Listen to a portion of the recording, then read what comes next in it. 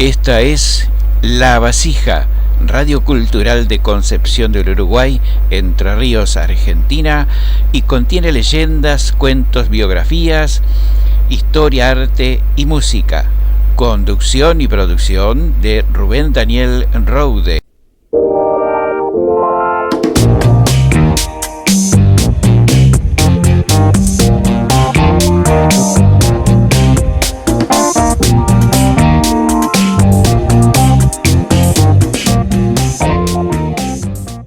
Gracias nuevamente por estar acompañándome para este nuevo programa, y hoy voy a contarte la historia de la letra de la canción El Muelle de San Blas, tan conocida y popular, una hermosa canción. ¿Cuál es la historia real en que se basó el autor para dicha canción? También voy a contarte la epopeya, diríamos, del famoso Vasco de la Carretilla, algo increíble que hizo este hombre hace unos años atrás. También quiero contarte, que conozcas sobre la veleta, cómo fue que se creó, quién la creó, para qué servía, etc. Para finalizar, una poesía referida a la veleta de mi creación. Y por supuesto, vamos a escuchar la música de la canción El Muelle de San Blas.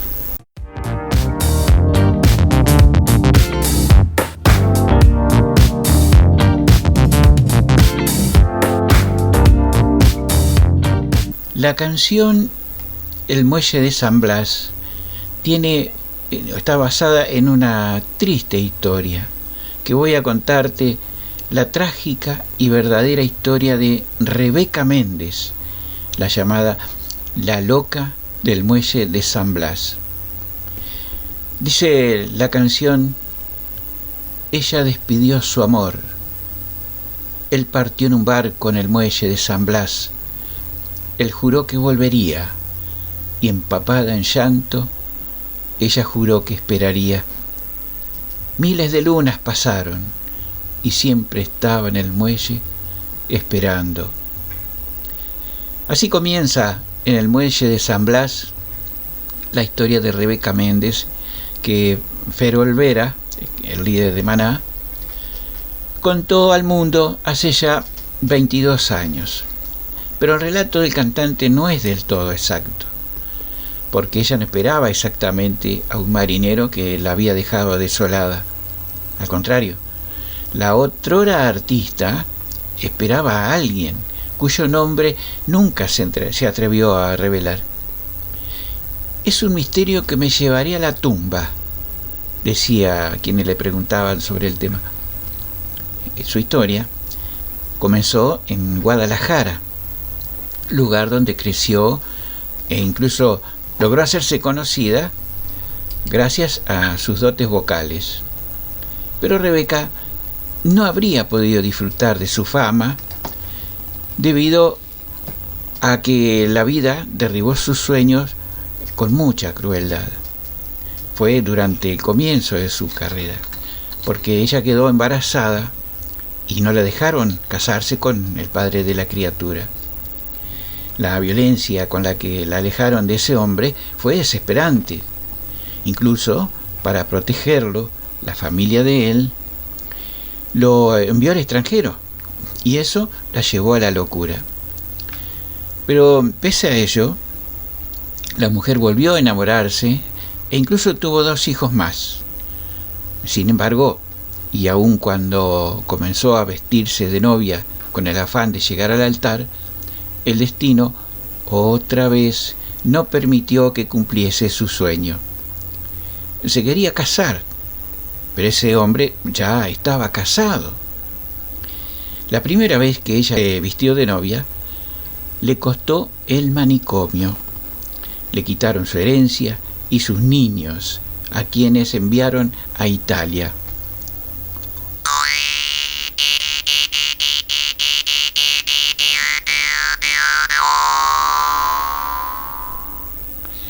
Pero un golpe de suerte, o de la naturaleza, vaya a saber, salvó a Rebeca de las paredes del psiquiátrico. Fue a raíz de un terremoto tremendo que hubo en México, y ella logró huir de su cárcel. Después del temblor, escapó del manicomio y comenzó a deambular por esas calles buscando a sus hijos, llegando por esto a ser habitué del muelle de San Blas. La gente estaba intrigada por saber quién era esa mujer que no paraba de fumar, y comenzaron a llamarla la chica de humo. Y no solo por el cigarrillo, sino porque era como si se esfumara del lugar. Aún así, y todavía sumida en la desolación, Méndez volvió a enamorarse y disfrutar de la compañía de un hombre que, esta vez, era varios años menor que ella. No obstante, ningún pero podía detenerla. Estaba segura de haber encontrado la felicidad y, por supuesto, de haber obtenido una nueva oportunidad para casarse, aunque esta vez la mala suerte decidió atacarla. Su amor murió en un accidente. De esa manera, Rebeca siguió frecuentando el muelle, viviendo de la venta de muñecas de tela. Allí, de acuerdo con el mito, habría conocido, solo de vista, a Fer Olvera, y éste habría decidido inmortalizar el cuento más desolador que le contaran jamás. Aunque, de acuerdo con los medios locales, Rebeca sí llegó a conocer la canción y se emocionaba cuando la escuchaba. A pesar de ello, Olvera y Rebeca nunca más se volvieron a ver, aunque en pleno San Blas una escultura rememora el encuentro, una especie de homenaje a Méndez, quien murió a los 63 años en el año 2012, y en los brazos de su primogénita, a quien siempre había buscado. Yo vivía muy lejos, y una tía me llevó para que escuchara las historias que contaban de ella. Desde ese momento, mi mami nunca paró de decirme que finalmente yo fui el más grande de sus amores. Así lo explicó su hija.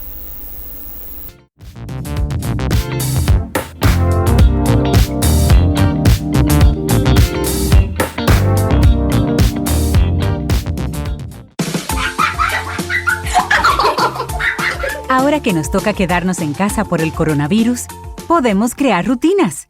O sea, planificar cosas para que toda la familia haga cada día. Por ejemplo, en mi casa ya tenemos un horario para que entre todos limpiemos la casa, preparemos las comidas y también para jugar y pasar tiempo en familia. Y en mi casa ya pusimos una hora para acostarnos, otra para estudiar o trabajar desde casa y otra para levantarnos. En la rutina también debemos dejar tiempo libre para que cada miembro de la familia pueda hacer las cosas que más les gustan. También debemos ayudar a que nuestros hijos e hijas sigan aprendiendo, con juegos y actividades educativas, como leer cuentos y oír canciones o hacer dibujos. Es bueno tener rutinas, ya que nos permitirán convivir con orden, alegría y armonía. ¿Te animas a preparar una rutina con tu familia? Todos juntos contra el coronavirus. Un mensaje de UNICEF y esta emisora.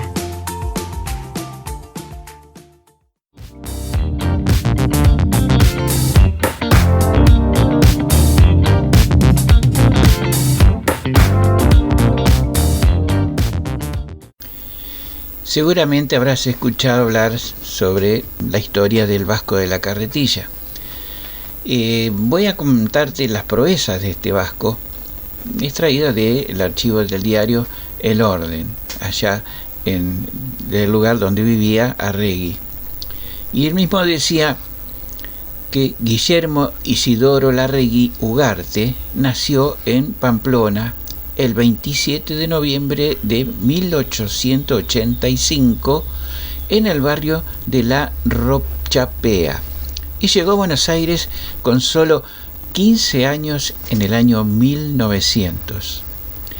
Al inicio trabajó como marino, después en la Patagonia fue peón de una petrolera norteamericana, en la que estuvo hasta el año 1935. Ese año, y con 50 en su haber, durante una reunión con amigos, hizo una apuesta que le cambió la vida y que lo convirtió en uno de los personajes más excéntricos de la Argentina. ¿Cuál era? Su viaje a pie remolcando una carretilla de 120 kilos de peso desde Comandante Luis Piedrabuena, en Santa Cruz, en el sur del país, hasta Buenos Aires. En total son 3.000 kilómetros. Y llegando 14 meses después, que fue una odisea. Pero esto no terminó ahí. A esta travesía, y con el mismo método de llevar una carretilla a cuestas, realizó 3 viajes más, recorriendo en total 20.000 kilómetros. El 15 de septiembre de 1936 informaba el diario El Orden sobre Larregui y decía lo siguiente: Guillermo Larregui necesita una lona y carretilla para llegar a Jujuy. ¿Qué comerciante español ha de negársele? Esperemos que dentro de unas horas algún comerciante nos comunique que para este vasco está a su disposición una carretilla y una luna. Esto publicaba el diario El Orden en aquel entonces, antes de su partida. La carretilla fue construida en el taller del señor Antonio Fabricio, quien donó la mano de obra conjuntamente con los señores Ramón Altónaga, José Calderón, Pedro Fabrique, Tomás Martínez y Luis Petey, que cooperaron para su total terminación. La carpa la construyó el señor Alejo García, con materiales donados por los señores Saturnino Matamoros e hijos, Rafael Martínez, Daniel Rodríguez, Manuel Larrañeta, Evaristo Toñelli, Fermín Redín, Joaquín Llanos, García Díez, Lombardelli, Obregoso, Gregorio Cejas, quien obsequió al raidista con una placa esmaltada con datos sobre el raid y nombre de los cooperadores del mismo que se adosó a la carretilla. Contribuyó también Arturo Otero con un juego de enseres y otras personas con dinero en efectivo. Guillermo Larregui, el vasco de la carretilla, fijó como punto de salida el local del diario El Orden, después de dar una vuelta olímpica alrededor de la cancha del Club Argentinos, que fue durante un partido y en el que dio a todos su despedida.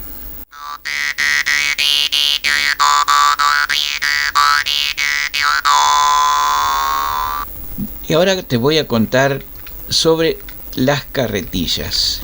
La primera, del vasco Larregui Ugarte, quedó en el Museo de Luján porque él la donó. La segunda la utilizó entre 1936 y 1938, cuando hizo un recorrido desde Coronel Pringles hasta Bolivia.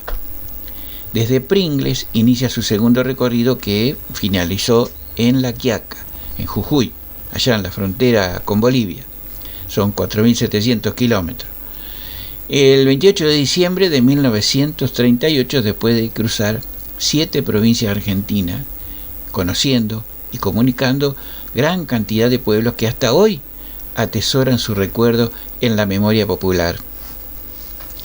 La tercera la hicieron amigos de Trenkelauken y Beruti en 1943 y terminó 6 años más tarde en Puerto Iguazú, allá en Misiones, en las cataratas.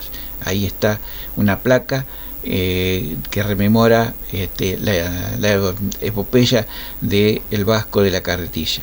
El lugar, ahí sería el lugar que sería su residencia definitiva. Se calculaba que en total ya había caminado más de 20.000 kilómetros. Alcanzó Iguazú en 1949 con 64 años y allí obtuvo un permiso especial del presidente de los parques nacionales para instalarse dentro del parque, muy cerca de las cataratas. Despejó un claro en la selva, recogió cientos de envases y latas del cercano Hotel Iguazú y los rellenó con cemento para emplearlos como columnas y paredes de su nueva casa, una cabaña de duendes, metálica y multicolor, en la que guardó una sala para exponer fotografías y recuerdos de sus viajes, y levantó un altar con latas y una imagen de la Virgen.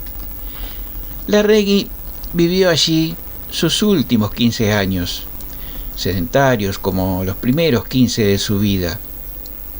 Se dedicó a pasear, recoger la basura que dejaban los primeros turistas, curar animales heridos y reunir colecciones de insectos, plantas y minerales que luego vendía.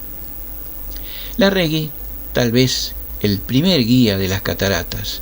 Dicen que acompañó en los paseos a turistas de todo el mundo, a presidentes, ministros y embajadores, y algunos relatos le atribuyen el dominio del inglés, francés, italiano, alemán y holandés. Entre todas las latas le tocó una maldita. En 1964, el vasco de la carretilla comió algún alimento de lata en mal estado y al cabo de varios días lo encontraron muy enfermo en su casa y murió en el hospital a los 79 años y yace en el cementerio de Puerto Iguazú.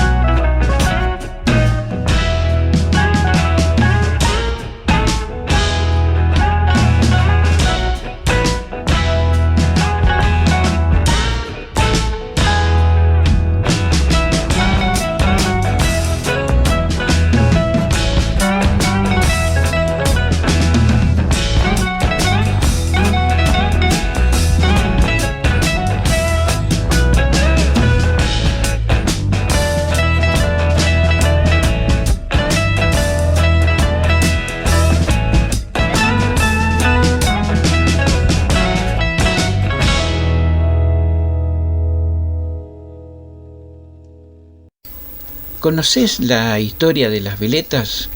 Bueno, te las voy a contar. Dice que se tiene constancia por varios escritos antiguos de la Mesopotamia, de alrededor del año 3500 a.C., que hablan claramente sobre un instrumento que se refiere a la veleta de viento como indicador de la dirección del viento. Aunque no se sabe bien quién pudo ser el creador, pero es obvio que en esta época se creó la astronomía, la astrología y el primer zodíaco. Se le atribuye a Andrónico de Cirro, que fue un astrónomo griego que vivió alrededor del año 100 a.C., la creación de la primera veleta como instrumento meteorológico. Seguramente supiera de la existencia de la veleta y lo que hizo fue mejorar el diseño y hacerlo más ornamental. Como astrónomo, le encargaron construir un horologium en la ciudad de Atenas. ¿Y qué quiere decir esta palabrita? Que es una especie de reloj astronómico muy popular por aquella época y es una famosa torre de los vientos. Generalmente se construían como una torre alta con forma octagonal y adornada en cada lado con figuras talladas, y en cada lado representan los 8 vientos principales, que son Bóreas para el viento del norte, Caiquias es el viento del noreste, Euro el viento del este, Apeliotas para el sudeste, Noto el viento del sur, Lips para el viento del suroeste, Céfiro, que es el viento del oeste, y finalmente Skiron para el viento del noroeste. Andrónico de Cirro fue el primero en colocar una figura en lo alto de la torre para indicar la dirección del viento, y se componía de una figura de bronce que era el tritón, que tenía una vara en la mano y giraba con el viento y apuntaba en función del mismo. Desde entonces se empezó a tener la costumbre de colocar veletas de viento en lo alto de las torres.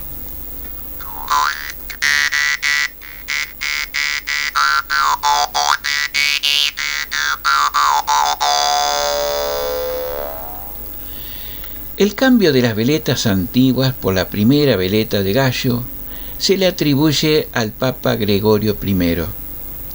Como el gallo es un símbolo del cristianismo y además el emblema de San Pedro, se empezó a formalizar su uso en las iglesias, ya que por aquellos tiempos eran los edificios más altos. De forma obligatoria, ya fue por el siglo IX que el Papa Nicolás I ordenó que dicha figura se emplazara en cada campanario de cada iglesia. Pero un poco antes, el Papa León IV, sabiendo ya la simbología del gallo, ordenó poner la veleta del gallo en la antigua Basílica de San Pedro. Ya la Iglesia Católica manejaba los símbolos, y en concreto del gallo. Se dice que representa la vigilancia del clero sobre el pueblo. Como la veleta se convirtió en un símbolo más bien religioso, no era habitual que se permitiera colocar en otras edificaciones que no fuesen del clero. Solo personas con poder o rangos mobiliarios tenían permiso de ponerlos en sus edificaciones, como los palacios, los castillos, y en casas burguesas fue más adelante. Para poder tener este privilegio, en las batallas de reinos, cuando se cometían los asaltos a las fortalezas o castillos, eran muy codiciadas las veletas, y así los primeros valientes que conseguían hacerse con la veleta y enarbolar su estandarte con su bandera, obtenían este privilegio. Se popularizan tanto esto que las veletas de los castillos, palacios y torres tenían la forma de un estandarte y estaban adornados con los emblemas y escudos de armas de sus dueños. Y más adelante, ese privilegio se hizo común a toda la nobleza, y últimamente la usaron sin distinción todas las clases sociales. Amiga, cuando pase la pandemia del coronavirus, ¿espera usted volver a la normalidad? ¿Qué? ¿Normalidad? No. Yo quiero un mundo sin transgénicos ni pesticidas. Un mundo con tomates y zanahorias, con papas y cebollas orgánicas, limpias, con mercados del barrio, ferias campesinas al alcance de la gente. Un mundo, ¿me oye usted? sin glifosatos, sin Monsanto ni Bayer, sin monocultivos ni semillas patentadas. Ese es mi sueño. Cuando pase todo esto, construyamos un planeta comunitario, un mundo donde quepan muchos mundos. Una producción de CAFOD y radialistas apasionadas y apasionados. Y para culminar, y haciendo referencia también al tema de las veletas, voy a dejarte esta poesía titulada también Veleta de mi creación, que dice lo siguiente: ya nadie pone veletas en los techos de las casas, tampoco en sus propias alturas. No tienen instrumento que dirija al norte. Cada uno busca a tientas el suyo, perdido en la nebulosa de futuro incierto. ¿Hacia dónde desplegar las velas? ¿Con qué rumbo ilusiones y promesas? El viaje que nos conforta la piel de sol y remar existencia. ¿Qué luna acariciada en afectos? Sopla la vida a distintos cardinales, suave, alocada, en remolinos. Se marea la veleta en giros. Esperar la brisa calma es lo que va. Ella señalará hacia dónde el camino.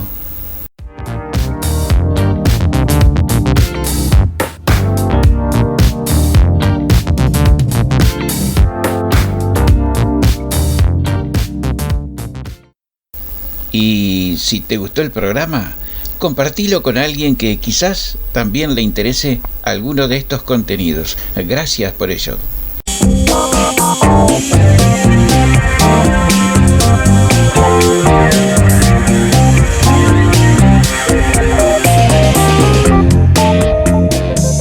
Y esto ha sido todo por hoy. Muchas gracias por su atención y nos encontramos en el próximo programa con un nuevo contenido de La Vasija. Suscríbete para que te avisemos cuando saldrá el próximo programa.